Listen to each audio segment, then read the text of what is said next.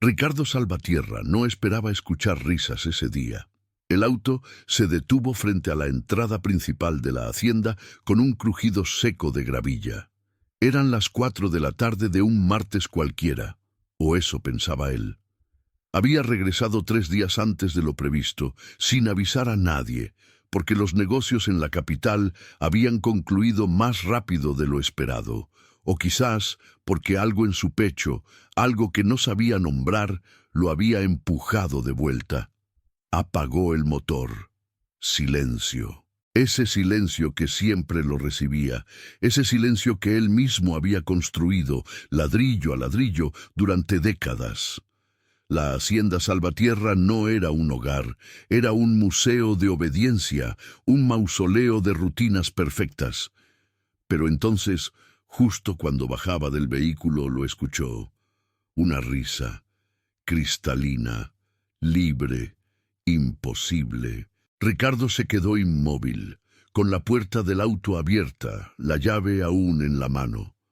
Conocía cada sonido de esa propiedad. El chirrido de la puerta trasera, el ladrido del perro del casero, el golpeteo metálico del sistema de riego al encenderse.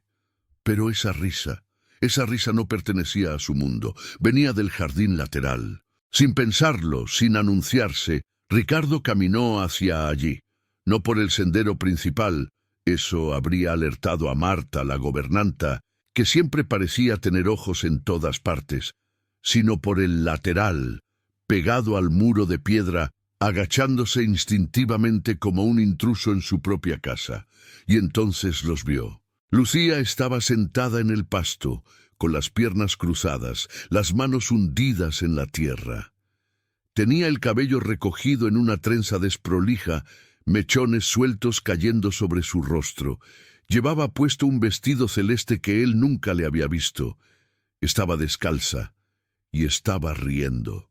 Frente a ella, arrodillado también en el pasto, un joven de unos 25 años sostenía una maceta pequeña entre las manos. Le mostraba algo, quizás una raíz, quizás un brote.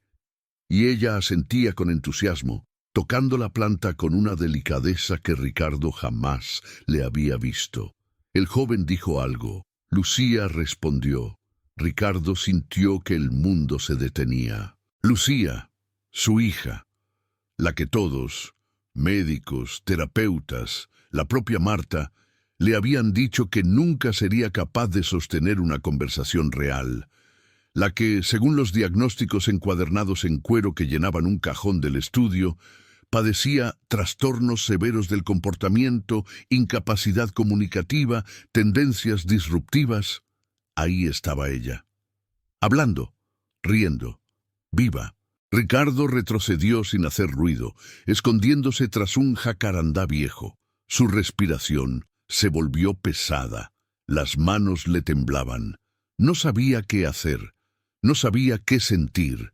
Durante años había evitado mirarla de frente. Le hablaba poco, siempre a través de Marta. «¿Cómo está Lucía?», preguntaba cada tanto. «Estable», respondía Marta. «Medicada. Tranquila, tranquila». Esa palabra que ahora se le clavaba como un anzuelo en la garganta. Observó al joven. Era alto, de piel morena, con las manos sucias de tierra y una sonrisa amable.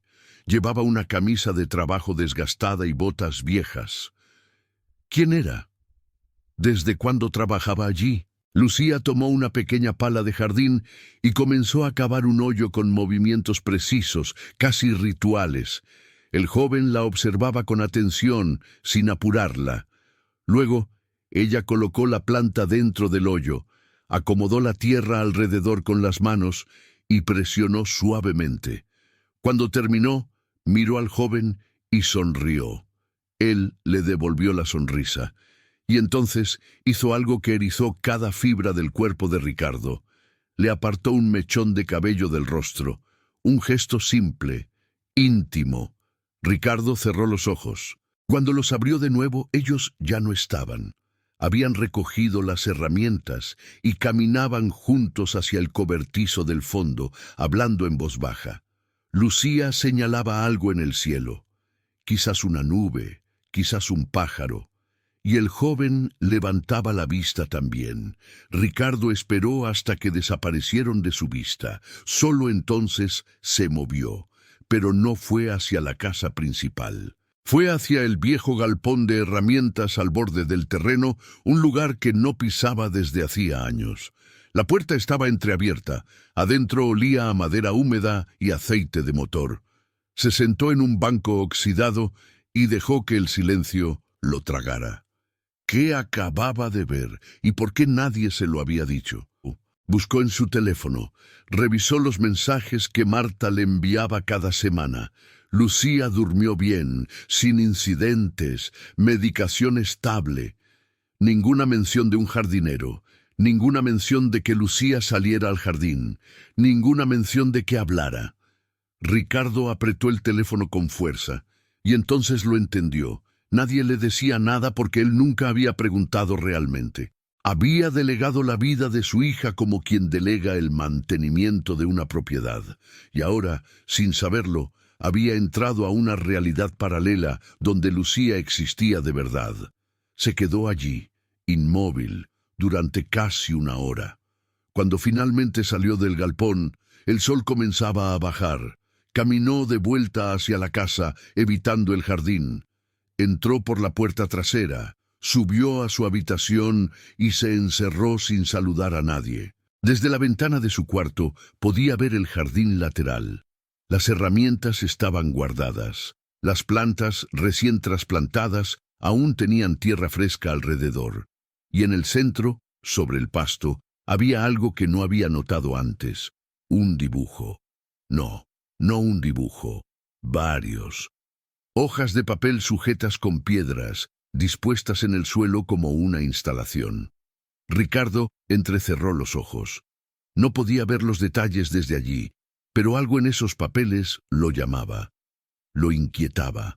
Esperó hasta que oscureció, hasta que las luces de la casa se apagaron, hasta que Marta pasó frente a su puerta y le deseó buenas noches con su voz plana y eficiente. Solo entonces bajó. Cruzó el jardín con una linterna pequeña.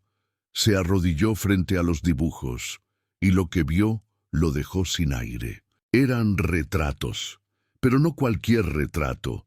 Eran escenas, una mujer de cabello largo sentada junto a un lago, la misma mujer con las manos extendidas hacia un niño pequeño, la misma mujer gritando frente a una puerta cerrada, y en una esquina de cada dibujo siempre la misma firma. Lucía. El trazo era firme, casi obsesivo. Los ojos de la mujer estaban perfectamente dibujados, demasiado perfectos. Ricardo tomó uno de los papeles con manos temblorosas, lo acercó a la luz, y entonces lo reconoció. Era ella, su esposa, la madre de Lucía, la mujer que todos le habían dicho que era incapaz de ser madre, la que había sido internada, la que él había permitido que desapareciera de sus vidas, la que, según los registros oficiales, había muerto hacía 8 años, pero en esos dibujos estaba viva. Ricardo no durmió esa noche. Se quedó sentado en el borde de su cama, con los dibujos extendidos sobre el edredón, iluminados por la lámpara del velador. Uno por uno, los estudió como quien busca pistas en una escena del crimen. Porque eso era lo que sentía, que había cometido un crimen, que todos lo habían cometido y que Lucía, de alguna forma, había estado registrando la evidencia durante años. En uno de los dibujos, la mujer del lago tenía las manos atadas. En otro, estaba dentro de una habitación pequeña, con barras en la ventana. En un tercero, el más perturbador de todos, la mujer estaba parada frente a un espejo, pero su reflejo mostraba a una niña. Lucía había dibujado a su madre y a sí misma, como si fueran la misma persona. Ricardo cerró los ojos, pero las imágenes persistían. Se levantó antes del amanecer, se vistió con ropa oscura y salió de la casa sin hacer ruido. No fue al jardín, fue directamente a la oficina de Marta, ubicada en el ala este de la propiedad, un cuarto pequeño que siempre olía a lavanda y desinfectante. La puerta estaba cerrada con llave. Ricardo sacó su juego de llaves maestras, las que nunca había usado, las que guardaba por emergencias, y entró. Adentro todo estaba impecablemente ordenado. Archiveros grises, carpetas etiquetadas por año, estantes con manuales médicos. En el escritorio, una foto enmarcada. Marta junto al padre de Ricardo, ambos jóvenes. Ella con un vestido blanco y una sonrisa tímida que parecía esperar algo que nunca llegó. Ricardo apartó la mirada. Abrió el primer archivero, encontró los registros médicos de Lucía, informes psiquiátricos, recetas, anotaciones diarias. Todo firmado por el doctor Ernesto Villar, un médico de confianza de la familia. O eso creía él. Pero al revisar con más detalle, notó algo extraño. Muchos de los informes estaban escritos a mano, no en papel con membrete del hospital. Las fechas eran inconsistentes, y algunos diagnósticos se contradecían entre sí. En una carpeta marcada como confidencial, solo Marta encontró algo más: grabaciones de audio, cassettes antiguos, etiquetados con fechas de hacía casi 20 años. Ricardo buscó un reproductor viejo en uno de los cajones. Insertó el primer cassette. Presionó play. La voz que emergió era joven, quebrada, desesperada. «Por favor, déjame verla. Solo quiero verla. No voy a hacerle daño, te lo juro. Es mi hija. Es mi hija». Ricardo reconoció la voz de inmediato. Era su esposa, Elena. Luego, otra voz, más firme, más fría. «Elena, tienes que entender. No estás bien. Lucía necesita estabilidad. Tú le haces daño con tu intensidad». El doctor lo confirmó. «Tienes que aceptarlo. Marta». Ricardo sintió que el aire se volvía denso. Siguió escuchando. «¿Qué doctor? Nunca vi a ningún doctor. Tú me trajiste aquí a la fuerza. Tú le dijiste a Ricardo que yo estaba loca. Baja la voz. Estás alterada. Esto es exactamente lo que le digo a todos. No puedes controlarte». Hubo un golpe, un grito ahogado, luego silencio. La grabación terminó. Ricardo dejó caer el cassette al suelo. Las manos le temblaban tanto que apenas podía sostener el reproductor. Insertó otro cassette, luego otro y otro. Todas eran conversaciones similares. Marta manipulando cada palabra, Marta convenciendo a médicos con informes previos falsos, Marta aislando a Elena hasta que su voz se volvió un eco roto, hasta que dejó de pedir, hasta que aceptó desaparecer. Y Ricardo, él, el dueño de todo, el que firmaba cheques y tomaba decisiones, nunca había preguntado realmente. Había confiado en Marta, porque era más fácil, porque le ahorraba el dolor de enfrentar lo que no entendía. Guardó los cassettes en una bolsa. Salió de la oficina justo cuando el sol comenzaba a levantarse. Caminó hacia el jardín. Necesitaba aire, necesitaba pensar. Pero al doblar la esquina, casi choca con alguien. Era el joven jardinero. «Señor Salvatierra», dijo el joven sorprendido. No sabía que había regresado. Ricardo lo miró fijamente. De cerca notó algo familiar en sus facciones. Los ojos oscuros, la línea de la mandíbula. Lo había visto antes. «¿Quién eres?», preguntó Ricardo con una voz que intentaba ser firme, pero que sonó rota. El joven dudó. Luego respondió: «Mateo Álvarez. Trabajo aquí desde hace 6 meses. Mi padre fue el casero de la hacienda hace muchos años. Yo crecí aquí». Mateo, ese nombre sí lo recordaba, vagamente. Un niño que solía jugar cerca de los establos. Un niño que... «Tú conociste a Lucía», dijo Ricardo. No era una pregunta. Mateo asintió lentamente. «Sí, señor. Éramos amigos. Cuando éramos niños». «¿Por qué te fuiste?». Mateo bajó la mirada. «No me fui. Me sacaron. Doña Marta le dijo a mi padre que yo era una mala influencia para la señorita Lucía, que la alteraba, que hacía que se comportara de forma inapropiada». «¿Inapropiada?». «Lucía tuvo una crisis en el pueblo. Estábamos en la plaza jugando Ella vio algo que la asustó, no sé qué, y empezó a gritar. La gente se quedó mirando. Algunos dijeron cosas horribles. Yo la defendí. Me puse frente a ella y les grité que la dejaran en paz. Mateo hizo una pausa. Su voz se endureció.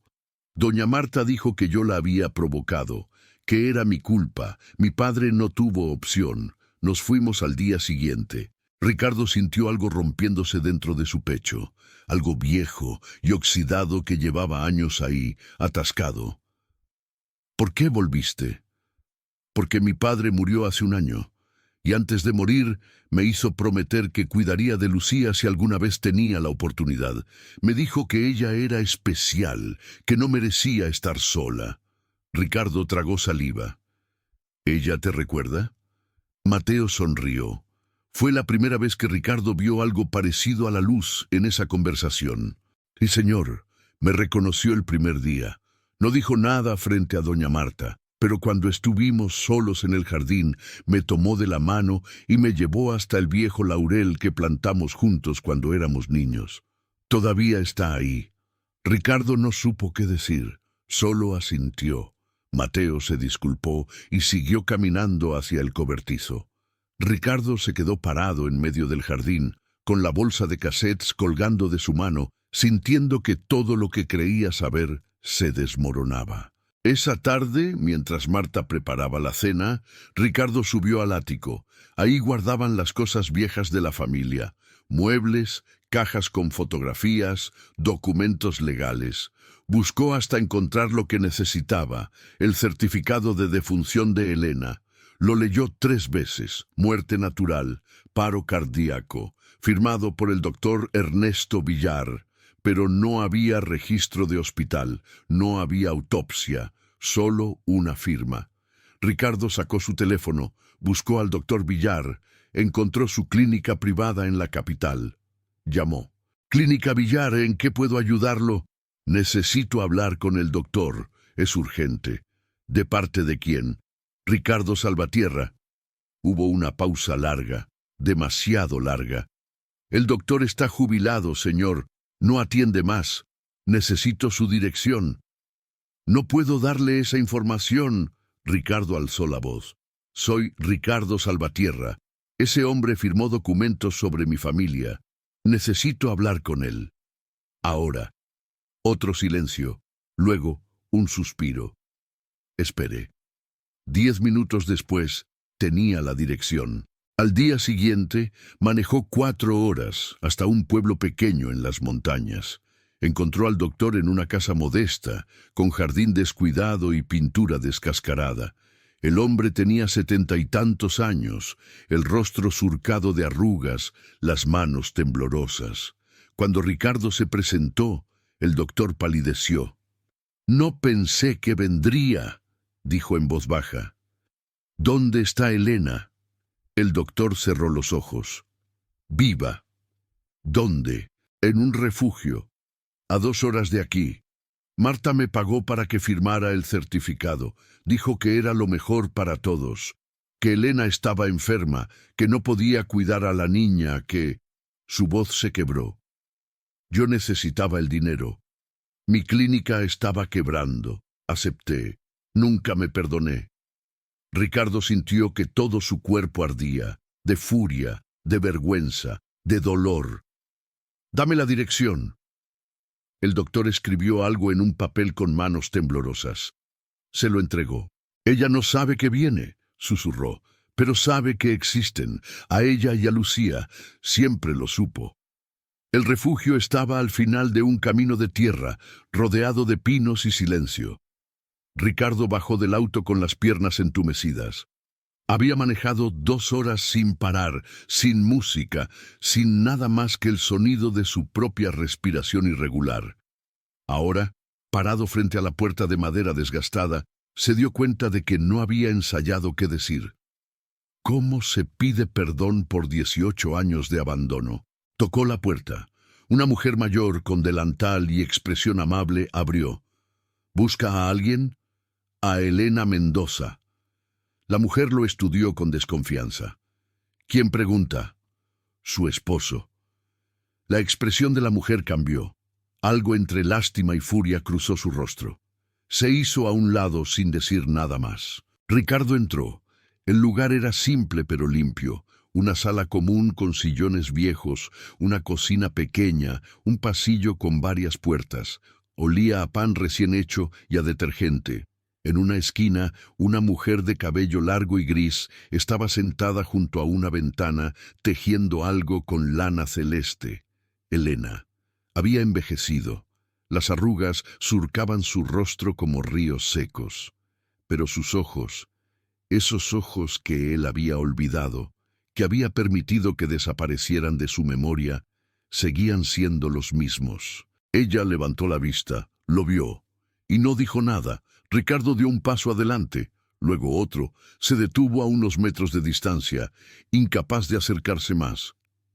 Elena, susurró. Ella dejó el tejido sobre su regazo, sus manos temblaban levemente. «¿Viniste a terminar lo que empezaste?», preguntó con voz ronca, como si hubiera olvidado cómo usarla. «Vine a llevarte a casa». Elena soltó una risa corta, amarga. «¿A casa? ¿A esa tumba?» «No, gracias. Lucía te necesita». Las manos de Elena se quedaron inmóviles. Algo cambió en su expresión. El tejido cayó al suelo. «¿Lucía? Ella está viva. Está bien. Oh...»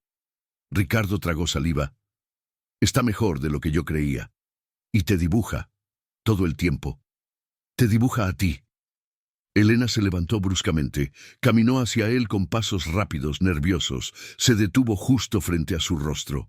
«Si esto es una mentira, si esto es una de las crueldades de Marta, te juro que...» «No es mentira», interrumpió Ricardo. Sacó los dibujos de su chaqueta, los extendió frente a ella. «Mira». Elena los tomó con manos temblorosas, pasó los dedos sobre los trazos, sobre cada línea, sobre cada sombra. Sus ojos se llenaron de lágrimas. «Ella me recuerda», susurró. «Después de todo este tiempo, me recuerda». «Siempre te recordó». Elena lo miró con una mezcla de dolor y rabia. «¿Y tú? ¿Tú me recordaste?» Ricardo no pudo sostenerle la mirada. «No», admitió. «No como debía. Te fallé. Le fallé a ella. Dejé que Marta decidiera todo. Dejé que me mintieran. Fui un cobarde». Elena cerró los ojos. Respiró hondo. Cuando volvió a abrirlos, había algo distinto en ellos. Algo que no era perdón, pero tampoco era odio. «Llévame con mi hija». El viaje de regreso fue silencioso. Elena iba en el asiento del copiloto, con los dibujos en su regazo, mirando por la ventana como si estuviera viendo el mundo por primera vez. Ricardo no sabía qué decir. No había palabras suficientes. Así que manejó y dejó que el silencio fuera su confesión. Cuando llegaron a la hacienda, ya había oscurecido. Ricardo estacionó lejos de la entrada principal, en el camino trasero que daba directamente al jardín. «Espera aquí», le dijo a Elena. «Voy a buscarla». Pero Elena negó con la cabeza. «Voy contigo». Caminaron juntos hacia el jardín. Las luces exteriores estaban encendidas, proyectando sombras largas sobre el pasto. Y ahí, arrodillada junto a un cantero recién trabajado, estaba Lucía. Tenía las manos en la tierra, moviendo la pala con cuidado, trasplantando algo que Ricardo no podía ver desde esa distancia. Mateo estaba a su lado, sosteniendo una regadera. Elena se detuvo en seco. Su respiración se volvió entrecortada. «Es ella», susurró. «Es mi niña». No esperó más. Caminó hacia adelante, despacio al principio, luego más rápido. Cuando llegó al borde del jardín, se arrodilló sin hacer ruido. Y entonces hizo algo que Ricardo jamás olvidaría. Simplemente tomó un puñado de tierra y comenzó a plantar junto a su hija. Lucía levantó la vista. Miró a la mujer que estaba a su lado. Frunció el ceño, confundida. Luego, lentamente, extendió la mano y tocó el rostro de Elena. «Hueles como yo recordaba», susurró Lucía. Elena sollozó. Dejó caer la pala y abrazó a su hija con una fuerza que parecía acumular décadas. Lucía no se resistió. Se quedó ahí, con los brazos rodeando a su madre, hundiendo el rostro en su hombro. Mateo se apartó en silencio, dándoles espacio.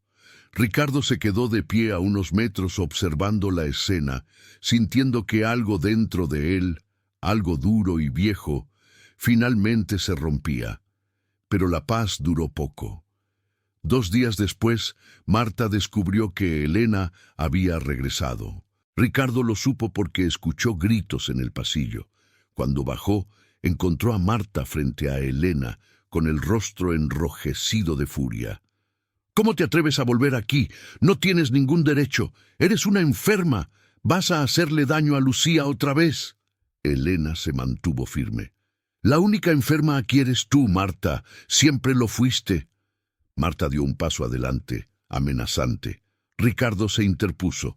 «Suficiente». Marta lo miró con ojos desorbitados. «Tú la trajiste. Tú la dejaste entrar después de todo lo que tú mentiste», corrigió Ricardo con voz fría. «Encontré las grabaciones, Marta. Encontré todo». El rostro de Marta perdió color. Yo solo quería proteger a esta familia. Protegerte a ti. Elena estaba fuera de control. Tú mismo lo viste». «Lo único que vi fue lo que tú querías que viera». Marta retrocedió, temblando, pero no se rindió. En los días siguientes intentó un último movimiento desesperado. Contactó a antiguos médicos, a conocidos en el pueblo, incluso al mismo doctor Villar, tratando de armar una narrativa que justificara sus acciones.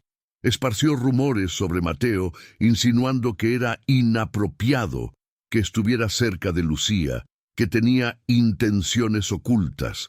Cuando Ricardo se enteró, la enfrentó directamente. «Te vas de esta casa. Hoy». Marta lo miró con ojos llenos de lágrimas. «Yo lo hice todo por esta familia, todo, y así me lo pagas.